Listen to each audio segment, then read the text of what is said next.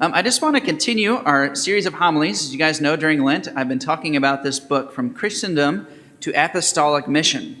This week is going to be especially significant because this week, rather than doing a traditional Lenten mission as a parish, what we're going to be doing this Wednesday, Thursday, and Friday evening is we're going to continue to have discussions about this book, led by me as our Lenten mission. It's very important that we do this as a parish. It's very important that we're always trying to examine how are we doing and where are we going, right? And so it's very significant that during this season of Lent, we are talking about this book and trying to examine how we are in the church today.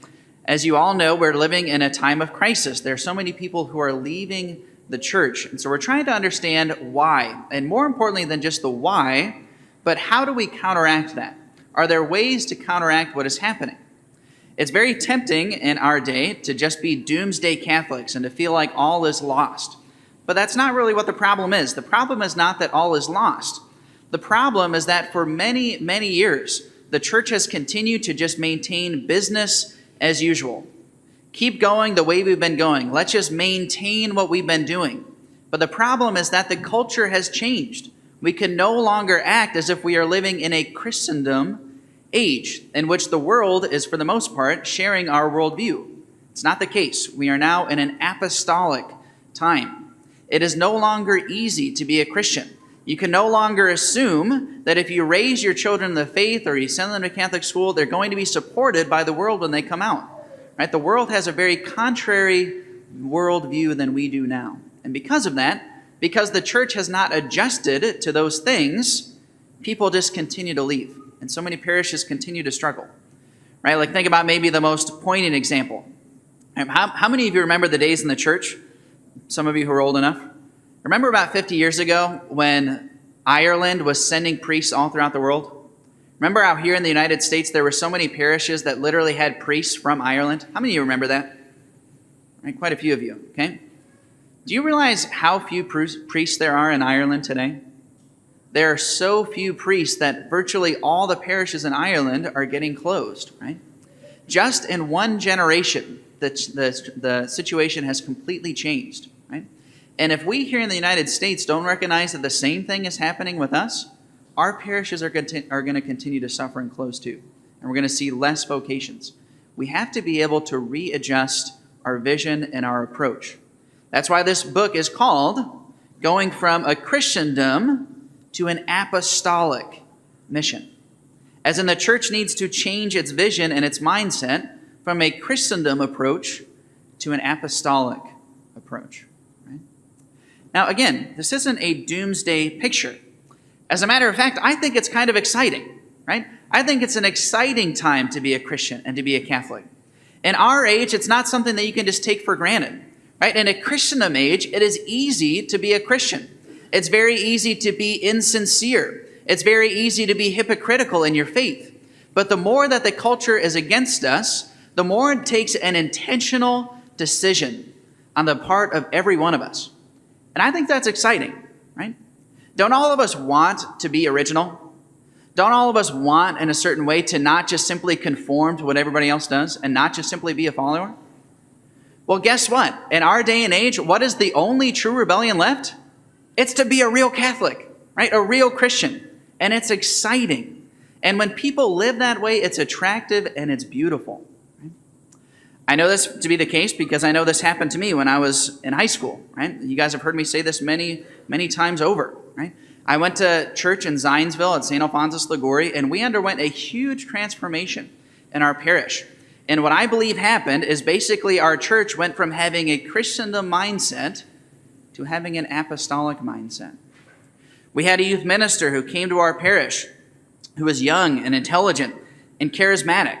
But most importantly, he really was Catholic, right? You didn't hear him say things like, well, I believe some things the church teaches, but not this or that thing, right? He believed all of it and was convicted.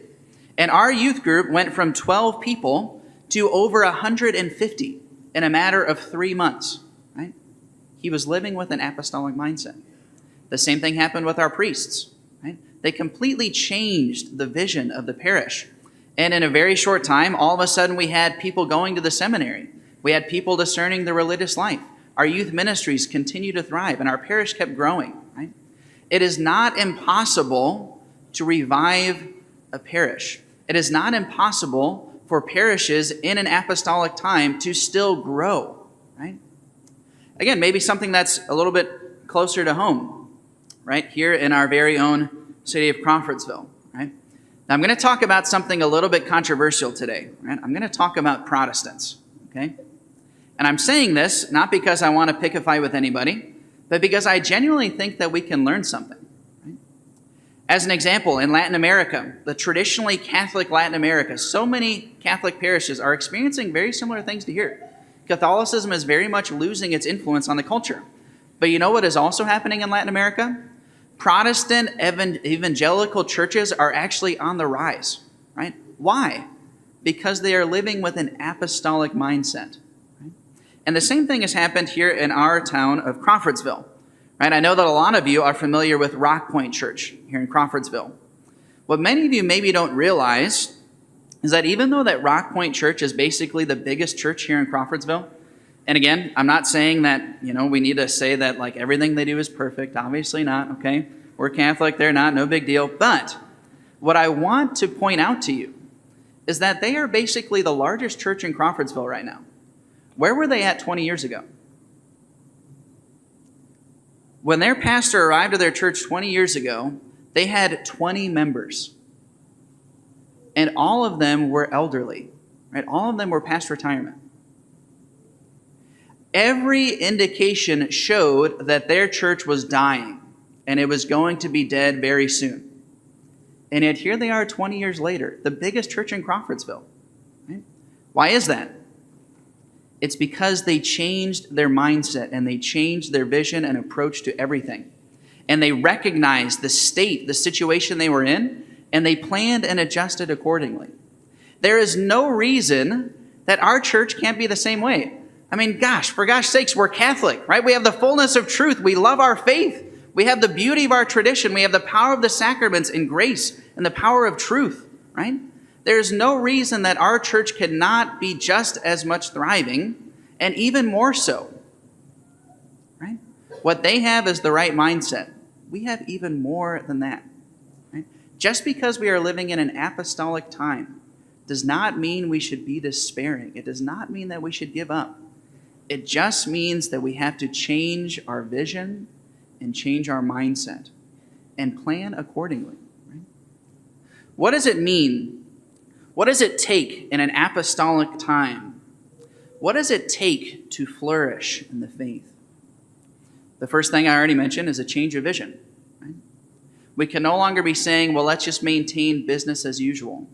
We can no longer live as Catholics who are afraid of standing out. Right? We aren't supposed to be fitting in. We're supposed to be standing out. And our church should be standing out as well.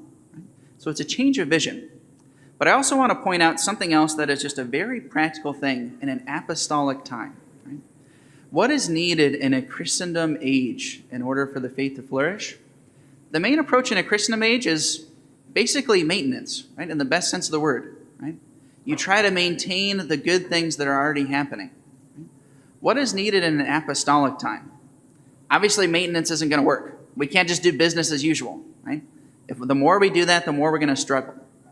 What is the most necessary in an apostolic time is that every individual member of our church commits to being an apostolic and countercultural witness to the people around them.